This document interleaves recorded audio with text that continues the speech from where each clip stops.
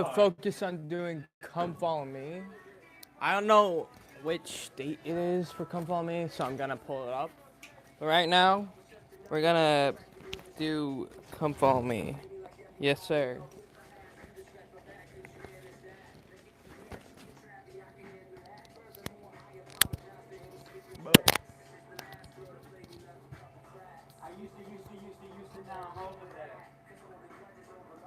Alright, so we're gonna take a look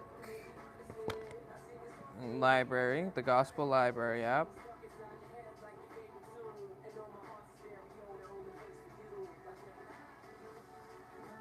That's a story. Yo, buddy.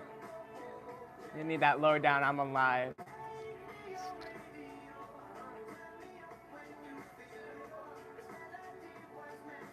Alright.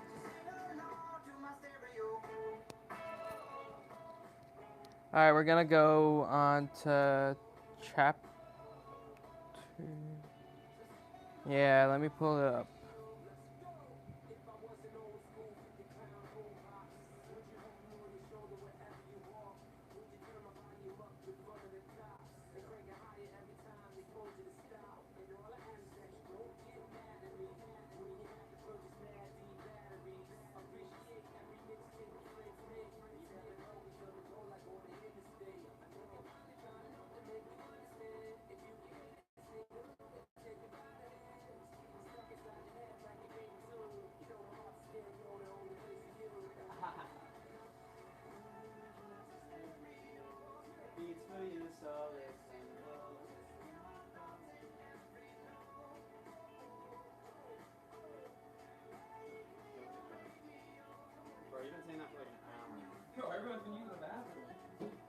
Alright, yeah, we're on September 15th through 21. Oh, yeah, my hair is low-key chopped. Okay.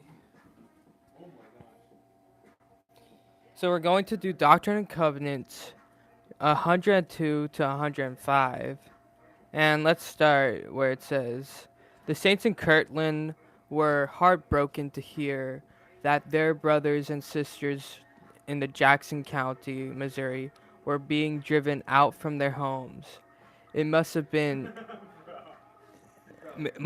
encouraging then when the Lord declared that the redemption of Zion would come by power.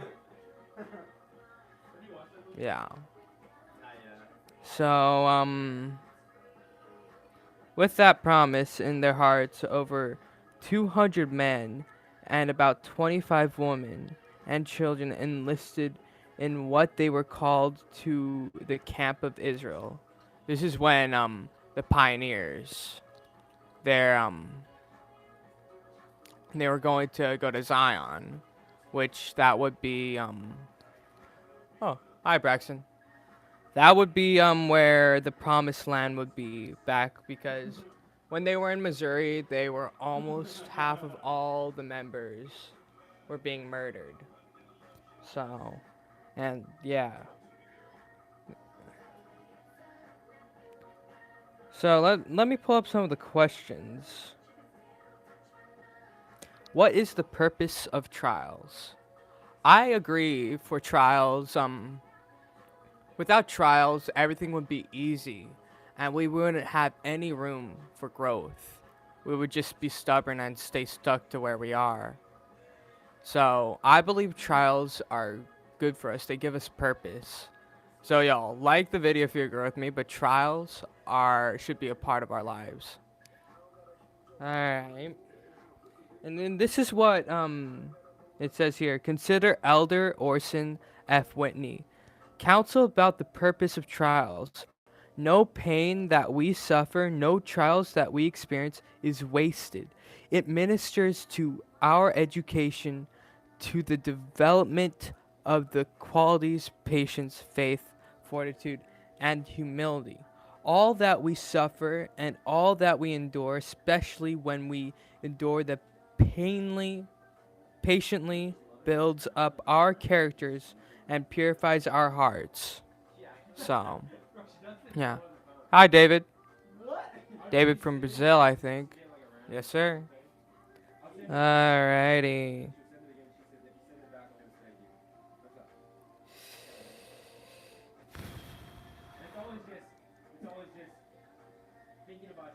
Alright. Yeah. What is the purpose of membership councils?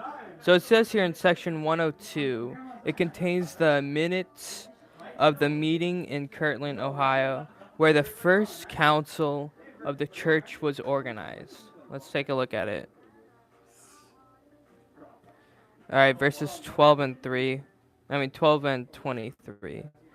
Whenever a high council of the Church of Christ is regularly organized according to the foregoing pattern, it shall be the duty of 12 councils to cast lots by numbers, and therefore ascertain who of the 12 shall speak first. So the 12, it's a simple word meaning the 12 disciples. And in our time, it would be now the 12 apostles, which would be Russell M. Nelson, which is our prophet right now. And then we have like Uchtdorf and Elder Garrett W. Gong. We got all of these apostles. So, yeah. It's important having the memberships of the 12 councils because without the 12, there wouldn't be a lot of purpose. Because the 12 are meant to preach and help bring truth to the gospel. And yeah, that's the purpose of our apostles right now. So, alright. Let's take a look at this. Zion can be built only on principles of righteousness. Why did the saints lose their promised land in Missouri? There were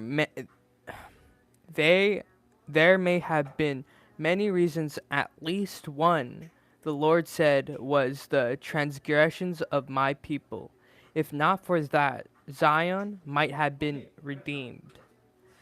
And as we read in Doctrine and Covenants 103, verse 1 to 12 and to 36, it says, like, yeah, you may notice some things that are hindered and that are establishment of Zion in Missouri and others that could help what do.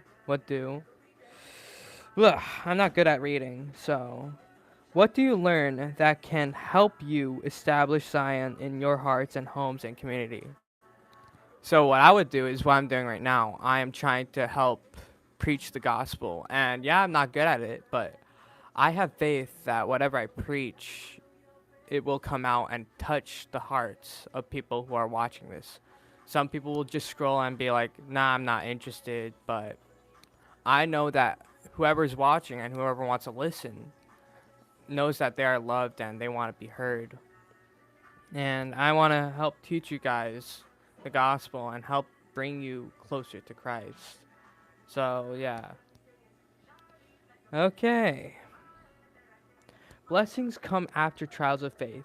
In many ways, participating in Zion's camp was a trial of faith.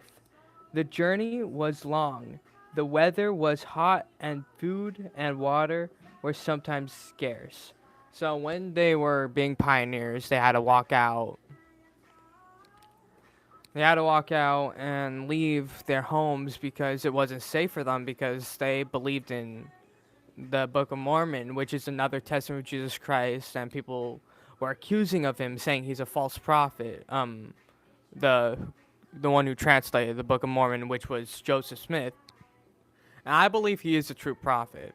And since he passed, there's been Brigham Young and all these other prophets alongside.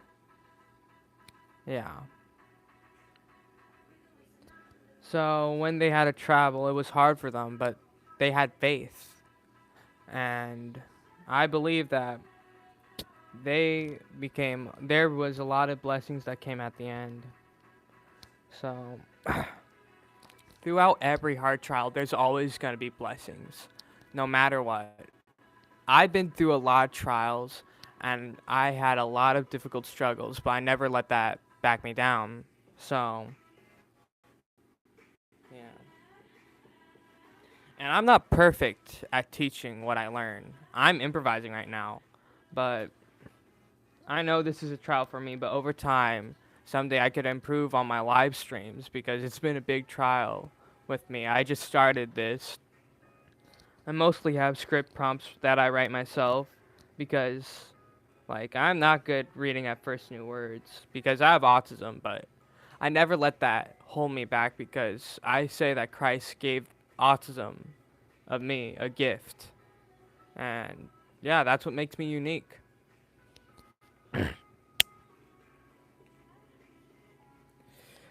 So, how has the Lord blessed you after much tribulations? It taught me ways of how I can improve myself and look towards a brighter future.